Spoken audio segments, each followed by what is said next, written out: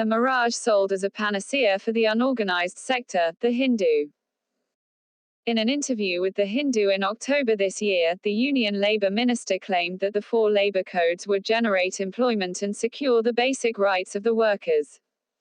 He also claimed that the labour codes seek to universalize the right to minimum wage of workers and social security entitlements.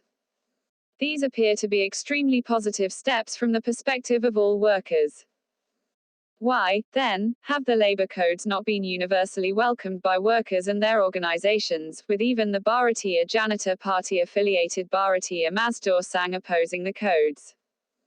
What are the reasons for this cold reception to what the BJP claims is a game-changer for all workers in the country? Universal Social Security. Let us first look at the claim of universal social security. The codes mandate benefits of employees' state insurance (ESI) and provident fund (PF) only for workers belonging to establishments employing 10 workers or more. This leaves out nearly 80% of all Indian workers, the informal sector, from the ambit of these benefits. These workers have to be satisfied with a promise of some special schemes for them in their as yet undefined future. They may also be allowed access to underutilized employees' state insurance corporation hospitals, and even that only on payment of a usage charge. The most ubiquitous workers we encounter in our daily life, are domestic help, or the street vendor, or even the paperboy who delivers the morning newspaper home, are all left out of reckoning of this universal coverage. What does ESI coverage mean for the remaining 20% of the workers? In 2016, the ESI covered 2.1 crore workers. This increased to 3.6 crore by March 2019. The ESI employed around 6 doctors per 1 lakh beneficiaries in 2016, as against the World Health Organization norm of 100 doctors. The proportion of doctors to beneficiaries would have further fallen with the expanded membership. The ESI would have needed to urgently increase doctor and paramedical strength, for which it would need more resources. However, in the interest of ease of doing businesses, the employer plus employee contribution to the ESI was reduced from 6.5% to 4% from July 2019. The decision to reduce the contribution rate at a time when the need for the ESI was to increase expenditure on medical care surely appears counterintuitive. With the new codes seeking to cover 20% of all workers, the membership would further increase to around 10 crore workers, a 3-time increase over the membership in 2019. The available capacity of the hospitals and dispensaries would evidently be inadequate.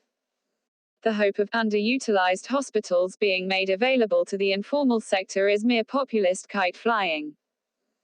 There is another side to this picture. The ESI coverage follows the map of industrial growth in the country. Thus, in industrialized states like Karnataka and Tamil Nadu, the ESI covered around 20% of the population as beneficiaries in 2016. The corresponding figure was just 0.7% for Bihar.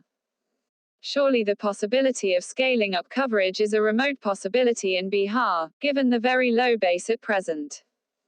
It is not surprising that the granting of universal social security does not seem to have figured big in the election rhetoric before the Bihar Assembly election.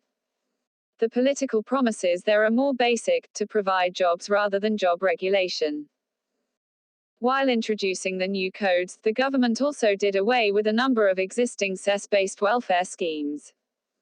These included the BD Workers Welfare Board, covering an estimated 5 lakh home-based women workers. Even to this day, older BD workers in the erstwhile South Kanara district of the Madras Presidency credit the education schemes available to them to the board, which they say, enabled the children to escape the pernicious bind of poverty. The workers also had access to free dispensation in the hospitals run by the board. With the new codes, the BD workers will forego these facilities in exchange for an undefined promise of universal social security. Promise of minimum wage. The second claim for universal coverage was of the minimum wage. According to the Union Labour Minister, at present only around 30% of all workers get covered under the various minimum wage schedules. The government's remedy in the codes is to include a floor wage covering all workers. At various instances, the Labour Minister announced a floor wage of 178 rupees per day in 2019, and more recently the Finance Minister announced 202 rupees.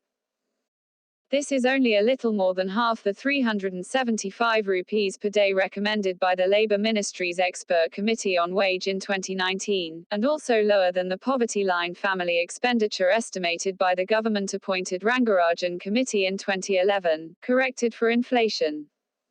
This floor wage should more aptly be called the below poverty line, or BPL wage. It can only serve to pull down wages, far from shoring up the wage level. Comment. These codes, which also include various measures restricting the union's right to strike and relax norms for factory closure, serve to improve the ease of doing business's ranking instead of improving the conditions of employment. The popular children's fairy tale, The Emperor's New Clothes, shows up the emperor as wearing nothing. For the unorganized sector workers, the labor codes provide a similar story, a set of fairy tale promises that are nothing but a mirage. Mohan Mani is a researcher with the Centre for Labour Studies at the National Law School India University. Babu Matthew is Professor and Director, Centre for Labour Studies at the National Law School India University.